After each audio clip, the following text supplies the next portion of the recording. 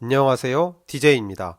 기동전사 제타건담 같이 보기 제6화 지구권으로 이번 화에서는 이제 카미유를 비롯한 이제 아가마가 지구권 근처로 가게 되고 그러면서 자부르 공략 작전 준비를 위해서 레코아가 이제 호우센카 그러니까 봉선화라는 캡슐에 탑승해서 지구권으로 내려가게 됩니다. 그런 내용을 담고 있고요. 그리고 이제 반대편인 티탄즈에서는 라이라와 제리드가 이제 가까워지면서 어떻게 보면 이제 비극을 준비하는 거죠.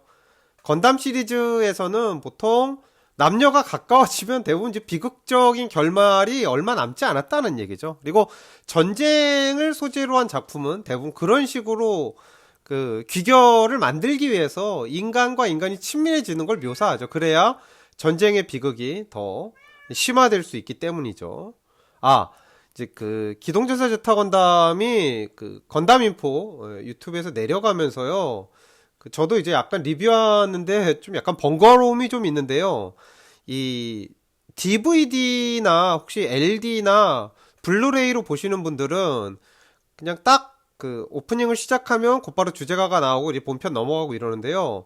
그 건담 인포의 동영상 같은 경우는 매 화마다 제타 건담 앞에 그 주제가 부분 앞에 하루가 나오는 선라이즈 로고가 뜨거든요. 그 약 이제 8초 정도 차이가 있는데요. 그래서 제 방송을 보시면서 이 그 8초 정도 멘트가 지나간 다음에 본편 재생을 시작하시면 이제 저랑 딱 타이밍을 맞출 수가 있습니다. 아가마는 몽블랑과 함께 지구권으로 향합니다. 참, 요 초반에 정말 아가마는 전력이 별로 없죠. 근데 이제 그 기동전사 건담에서는 화이트 베이스가 독립부대 역할을 하면서 거의 처음부터 끝까지 내내 혼자 활동하는데 사실은 아가마는 그 카미유가 지구를 다녀온 뒤 그부터는 좀 동료함들도 꽤 많이 생기고 그러면서 전쟁의 규모가 굉장히 커지게 되죠. 티탄즈와 연방군의 합동작전입니다. 아가마를 격침시키기 위한 작전인 거죠. 아마 이때까지만 해도 티탄즈는 초반에 에우고를 쉽게 뿌리를 뽑을 수도 있을 거다 이런 생각을 했을 거예요. 근데 사실은 아가마를 비롯해서 에우고의 뒤에는 뭐 아나임이라는 거대 기업이 또 있으니까요. 제리드는 연방군의 군인들 사이에서 바보 취급을 당합니다. 나갈 때마다 또 패하고 기체를 잃고 이런 식이기 때문에요. 아마도 라이라도 같이 비웃음에 동조를 하는데 그러면서도 사실 라이라는 또 그 제리드에 대한 마음이 좀 있어요. 호의가 있습니다. 카크리콘이 재등장인데 대사는 없습니다. 이번 화에서 대신에 이번 화에는 예고가 되지 않았던 또 깜짝 캐릭터가 대사를 갖고 있는 채로 또 등장을 합니다. 이제 캐릭터는 등장을 해도 얼굴이 나와도 성우가 등장을 안 하면 또 캐스팅 비용을 아낄 수 있는 거기 때문에 그런 것들도 있죠. 이 제리드를 보고 있으면 느껴지는 건요. 헐리우드 영화에 자주 나오는 미식 축구부 주장 같은 느낌이 있어요. 그러니까 금발에 키 크고 잘생기고 근육질에 원래 야스히코 요시카즈가 처음에 제리드를 디자인했을 때 캐릭터 디자인했을 때에 비해서 토미노 감독이 리테이크를 요구했던 건 좀 덩치를 조금 더 크게 해달라. 그러니까 조금 더 그리고 좀 거만한 인상으로 만들어 달라 이러면서 제리드의 지금 캐릭터가 나오게 된 건데요. 뭐 제리드 얘기는 조금 뒤에 이어가도록 하고요. 카미유가 릭디아스와 이제 건담 마크 2를 합쳐서 제타 건담이란 신기체 아이디어를 만드는 내용입니다. 그리고 프랭클린이 탑승해서 이 대파를 시킨 릭디아스의 잔에 이제 회수를 해야 되는 거죠. 저걸 이제 회수를 안 하고 그냥 내버려 두면 티탄즈 쪽에 넘겨져서 기밀이 넘어가게 되니까요. 이미 이 시점에는 티탄즈도 릭디아스라는 기체 이름을 인식을 하고 있습니다. 이번 화에 메카닉 작화들이 전반적으로 굉장히 좋은 편입니다.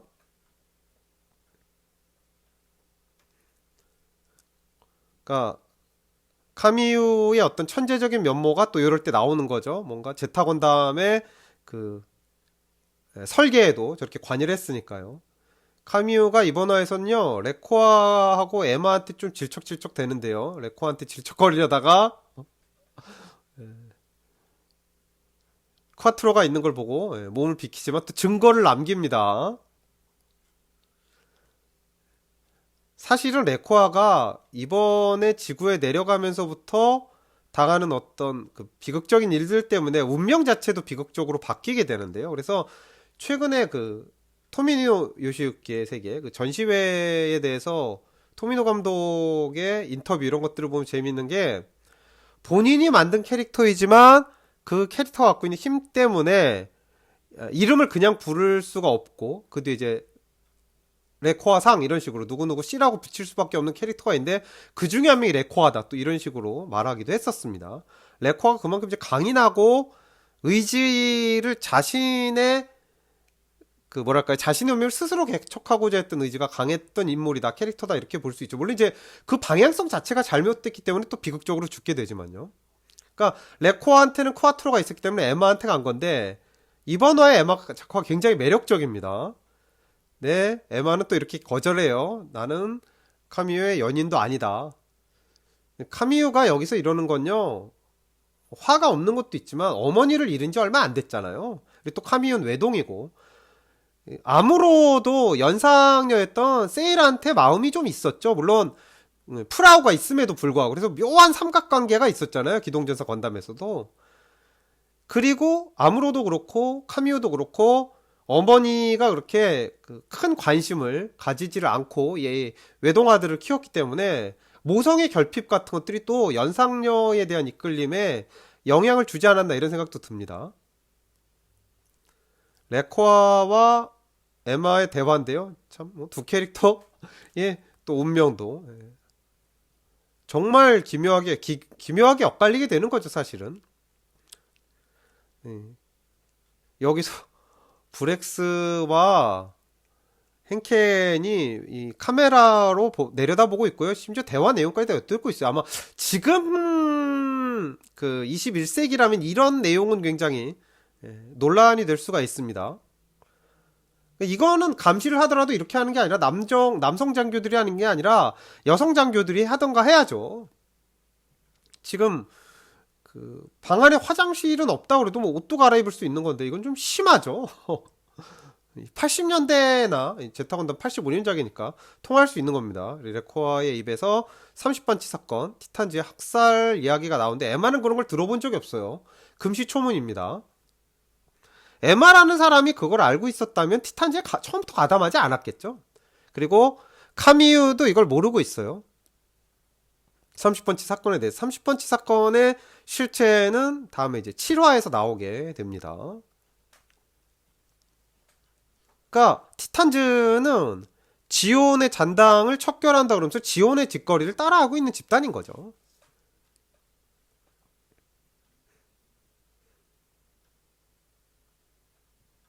지금 블랙스 말하는 건 30번치를 보여줄 필요가 있을 것 같다. 이제 다음 화를 예고하는 겁니다.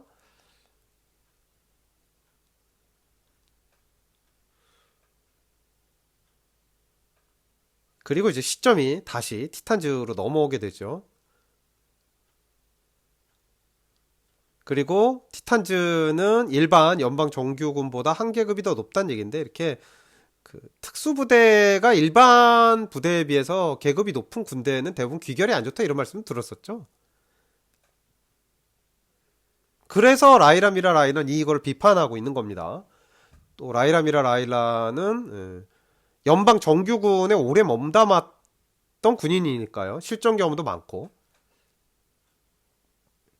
그러니까 이런 의식이 있었기 때문에 그 브라이트가 중령인데 중이었던 카크리콘이 1화에서 폭행했던 장면들이 나온 거죠. 이거 보세요. 여성 파일럿인데 또 먼저 때리려고 합니다. 그리고 때리지도 못해가지고 반격당하고 얻어맞습니다. 아, 제가 그 미식 축구부 주장 같다 이런 말씀 드렸는데요. 그래서 스포츠 영화들을 보면 이제 진지한 서사물 같은 데에서 그 미식 축구부 주장이 대학 때는 난리다가 막상 프로에 들어간 막 어마어마한 높은 벽에 부닥치면서 안착을 못하는 또 그런 역할 많이 나오고요. 그 다음에 그 호러 영화 같은 데 보면 그 연쇄살인마를 우습게 보다가 제일 먼저 비참하게 살해당하는 게 이런 딱 캐릭터죠.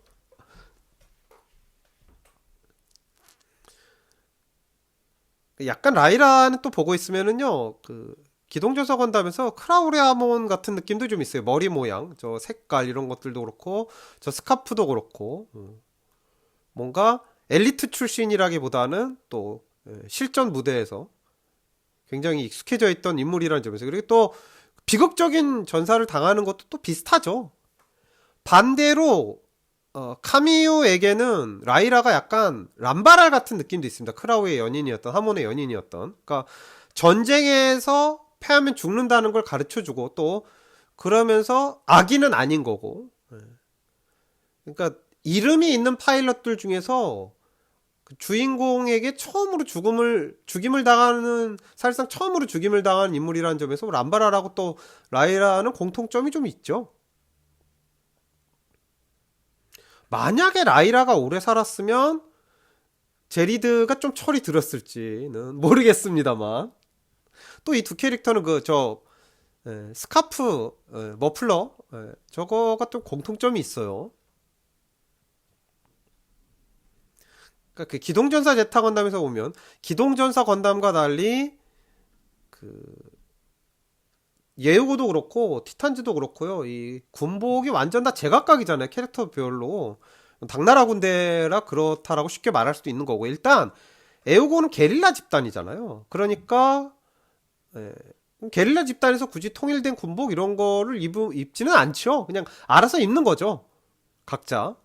그리고 티탄즈나 연방군 쪽에서는 1년 전쟁 이후에 그 군복에 대해서 특히 이제 연방군 쪽이 그런데 그 예산을 대폭 삭감했기 때문이다. 또 이런 토미노 감독의 메모가 남아 있습니다. 아, 지금 카미우가 저 하얀색 노멀 슈트를 처음으로 입어요. 그러니까 지난 화에는 카미우가 앞으로 탑승하게 될 건담 마크2 하얀색이 처음 나왔는데요. 이번에는 카미우가 처음으로 본인 전용 노멀 슈트를 착용하게 됩니다.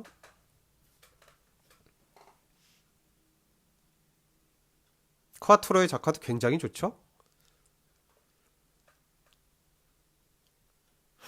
지금 이제 크와트로가 아무로레이에 입을 올리는데 결국 그분이 마지막에 나오죠.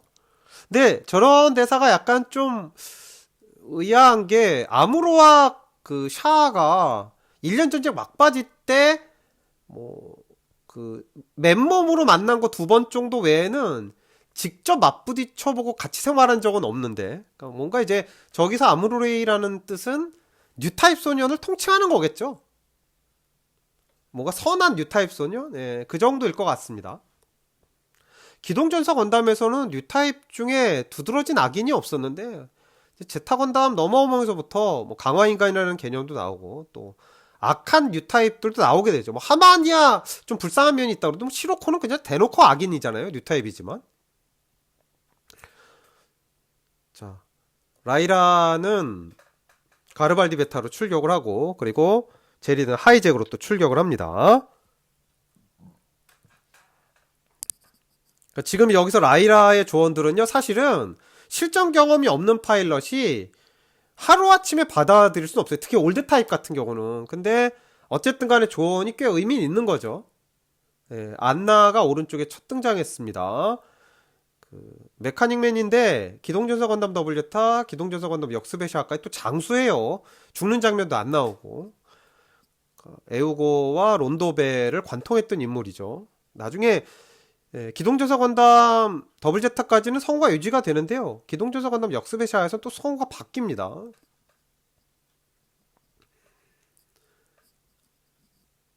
그 카미유의 레코아에 대한 호의, 그리고 또 하나는 또 이제 모성 결핍 이런 것들이 작용하고 있는 거죠. 근데 이번에 그 카미오가 입고 있는 노멀 슈트는 사실은요, 출격을 위해서 입고 있는 게 아니고요. 전투에 참여하기 위한 게 아니고요.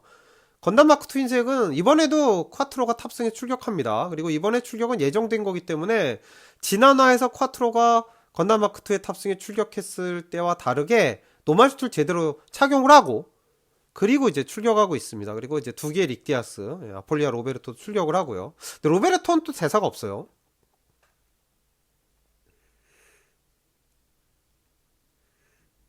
지금 그 지구권에 레코아의 캡슐을 떨어뜨리기 위해서요, 그 감시 장치라든가 뭐 이런 것들, 태양광 발전이라든가 이런 것들을 다 제거하기 위해서 출격을 한 겁니다. 쿼트로는요. 그러니까 이게 당연히 지구에도 영향을 줄 수밖에 없고요. 그러다 보니까 또 그분도 나오게 되는 거죠. 지구에 살고 있는 태양전지.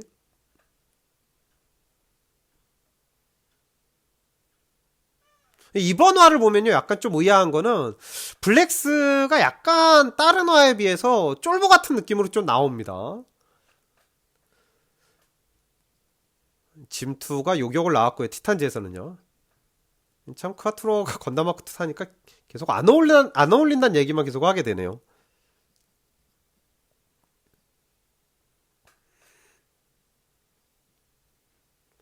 참, 그, 최근에 이 쿼트로 샤의 성우인 이카다 슈이치가 그 게임에서 그 샤 목소리 넣은 걸 좀 봤는데요. 아유, 이제는 좀 목소리가 많이 안 좋아지셨더라고요.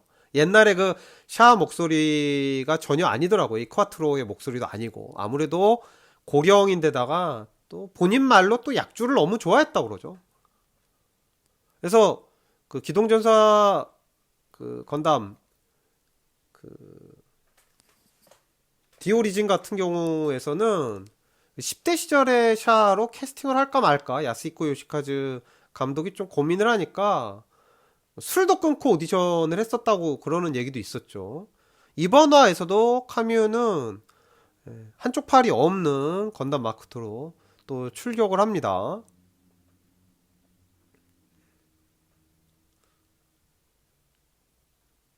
에고의 전력이 이렇게 절대적으로 부족합니다. 전함 두 대에 그리고 몽블랑에 있는 것들도 전부 다 짐투밖에 없죠.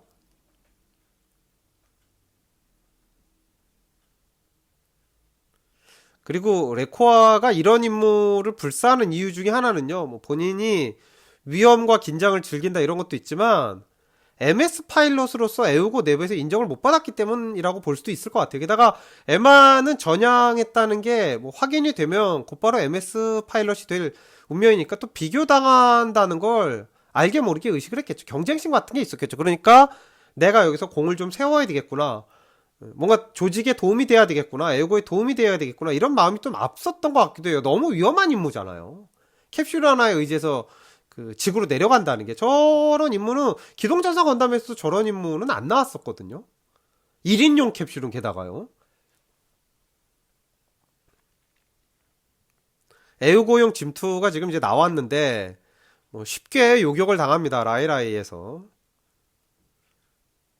라이라의 이름 저 같은 이름이 반복되는 거는 아주 토미노 감독 특유의 장면이죠. 뭐 람바랄도 그렇고 조부존도 그렇고 라이라비라 라이라도 그렇고 카크리콘 카크라도 그렇고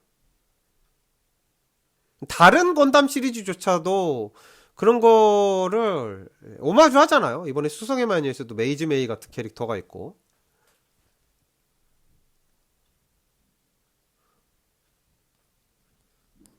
지금 쿼트로는 태양전지를 저격하기 위해서 나온 건데 뒤쪽에서 교전이 벌어지니까 이제 급 전환을 할 수밖에 없는 입장입니다. 아가마가 비어 있거든요. 그래서 이 아가마 비어 있는 걸 지키기 위해서 카미오가 또 역할을 하는 거죠. 그리고 건담 시리즈에 특히 우주세기 건담 시리즈에서는 전함이 MS 하나를 못 막죠. 뚫려버리면 그냥 격침당하는 거. 지금도 몽블랑이 또 격침당하는 장면이 나오고요. hen켄도 아주 비극적으로 죽잖아요. 갑자기 지구가 나왔습니다. 이분이 나오셨어요. 아무로의 첫 등장. 제타 건담의 첫 등장. 물론 이제 오프닝 필름에 나왔으니까, 주제가에 나왔으니까 언젠가 나온다고 생각했겠지만, 5화 예고 때, 뭐 이런 거를 생각을 해보면, 아무로가 나왔을 때, 아마 지금처럼 뭐 트위터 같은 게 있었다라고 한다면, 뭐, 아무로 레이라는 이름이 트위터 실검, 뭐 트렌드 쪽에서 난리가 났겠죠. 실시간 트렌드 쪽에. 수성의 마녀가 인기를 끌면서 수성의 마녀가 이제 방영을 하고 나면 일요일 날에 뭐 지금 이제 약간 일쿨 끝나고 쉬어가는 시기입니다만 일본도 그렇고 한국도 그렇고 실시간 트렌드 쪽에 여러 가지 키워드들이 계속 이제 올라갔었죠. 제리드는 파일럿으로서 정식 교육도 받지 않은 채로 자신의 건담 마크 2를 강탈하고 망신을 시키고, 그리고 한 번도 못 이긴 카뮤를 격추시키고 싶은 마음이 굉장히 큽니다. 근데 저렇게 고생을 모르고 곱게 자란 캐릭터는 항상 험한 꼴을 당하게 돼 있어요. 지금 제리드는 한쪽 팔이 없는 검은 건담 마크 2의 탑승에 있는 게 크와트로인지도 모를 거라고 생각을 하지만, 예, 둘이 이제 기체를 맞부닥치면서 카미우가 타고 있다는 걸 알게 됩니다. 레코와 자카도 굉장히 좋대요. 그러니까 그 건담 시리즈 전체를 통틀어서 그 크와트로의 연인 중에서 가장 크와트로가 냉정하게 대했던 게, 샤가 냉정하게 대했던 게 레코아인 것 같아요. 뭐 라라는 뭐 어머니가 될 수 있었던 여인이라고 말하고, 그리고 나나에게도 굉장히 많이 의존하잖아요. 나나이에 대해서는 그 작품 내에서 역습의 샤에서 연출도 그렇고, 뭐 토미노 감독의 말도 그렇고, 샤가 안겨 있어도 어색하지 않을 만한 여성 캐릭터, 이런 비중이 주어져 있는데, 레코아는 그렇게 사랑을 못 받았으니까 떠난 거죠. 레코아가 무사히 출발하게 됩니다. 근데 사실 이러면은요, 그 캡슐의 발진이 노출이 되어 있었기 때문에 티탄주도 아는 거죠. 뭐 가면 잡으러라는 걸 어느 정도 알 수 있는 거고요. 제리드는 다시 한번 망신을 당하는 거죠. 멀쩡하지 않은 건담 마크 2하고 맞서서, 물론 이제 건담 마크 2가 하이잭보다 고성능이다, 이제 또 파란 쪽을 잃었고요.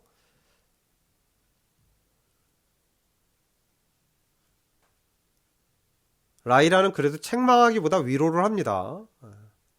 실전에서 패한다는 게 뭔지 라이라도 알고 있을 거예요. 그리고 죽는 순간까지 라이라는 그걸 알고 있었죠. 그러니까 각성을 한 거죠, 죽는 순간에. 그래서 최종화에 보면 카미유가 그 하이퍼화 할 때 힘을 보태죠, 라이라도. 이 건담 마크2 뒤쪽 작화도 굉장히 좋습니다.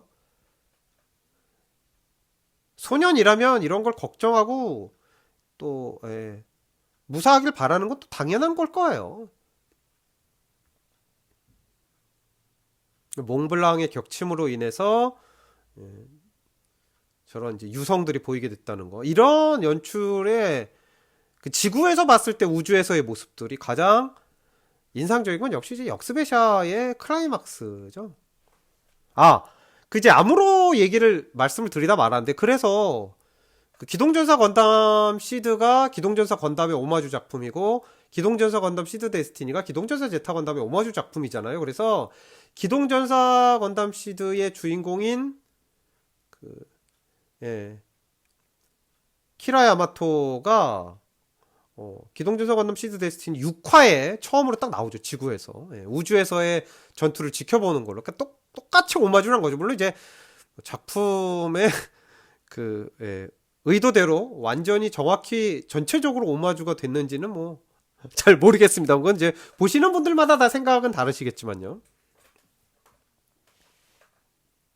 제 7화에서는 30반치가 등장을 하게 되고요. 그리고 라이라가 비극적인 최후를 카미유에게 맞이하게 됩니다. 그러니까 카미유가 자신의 건담 마크2로 첫 출격하는 거죠. 흰색 건담 마크2로. 이제 또 참, 샤워씬 나온 캐릭터가 곧바로 사망하는 것도 참, 토미노 감독도 참 대단해요. 아, 30반치의 미이라들인데요. 요건 좀 이제 극장판에서 연출이 많이 달라졌었죠? 연출하는 방식이요. 저는 제 7화 사이드원의 탈출에 다시 뵙겠습니다. 시청해주셔서 감사합니다.